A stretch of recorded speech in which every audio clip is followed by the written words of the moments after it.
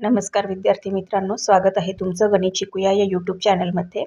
विद्यार्थी मित्रांनो, आपण पूर्व माध्यमिक शिष्यवृत्ती परीक्षा म्हणजेच स्कॉलरशिप परीक्षा यासाठी इयत्ता 8वी यासाठी जी मार्गदर्शिका आहे गणित विषयासाठी तिचा अभ्यास करणार आहोत। त्यातील घटक, त्या घटकांवरती आधारित उदाहरणे यांचा आपण अभ्यास करणार आहोत। चला तर मग व्हिडिओला सुरुवात करूयात। तत्पूर्वी तुम्हाला एक विनंती आहे, तुम्ही जर चॅनलला नवीन नसाल तर चॅनलला सबस्क्राईब करा, व्हिडिओला लाईक शेअर करा आणि नोटिफिकेशनचं बेल आयकॉन दाबा, जेणेकरून तुम्हाला सर्व नोटिफिकेशन्स वेळेवर मिळत जातील। चला तर मग सुरुवात करूयात। प्रश्न क्रमांक 3 बघा, पुढील बहुपदींच्या गुणाकाराची कोटी लिहा।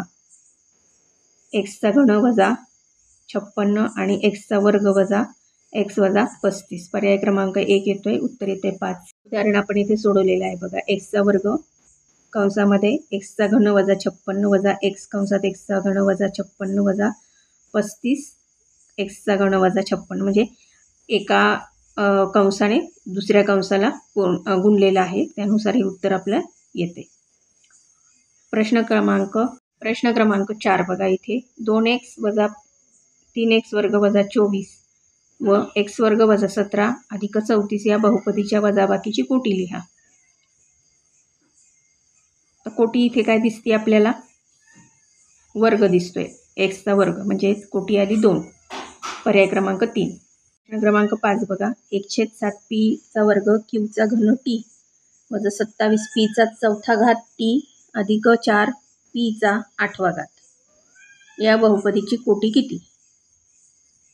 आता सर्व ज्या कोटी लिहिण्यासाठी आपल्याला काय करावं लागणार आहे? पूर्ण घातांकाची बेरीज करावी लागणार आहे आणि ती बेरीज केल्यानंतर आपल्याला ते मिळते 8। म्हणून पर्याय क्रमांक 4 हे या प्रश्नाचं उत्तर येते। प्रश्न क्रमांक 6 बघा, एका चौरसाची परिमिती 4x अधिक 24 सेंटीमीटर असल्यास त्याच्या क्षेत्रफळाच्या बहुपदीची कोटी किती? चौरसाच्या परिमितीचे सूत्र काय आहे? 4 बाजू, म्हणजे कोटी किती असणार आहे? क्षेत्रफळ काय असतं? कोटीची दुप्पट असते, म्हणून पर्याय क्रमांक 3 हे या प्रश्नाचं उत्तर आहे। प्रश्न क्रमांक 7 बघा, x चा वर्ग अधिक 3x वजा 28 या बहुपदीचे अवयव खालील प्रकारे कोणते? म्हणून पर्याय क्रमांक 2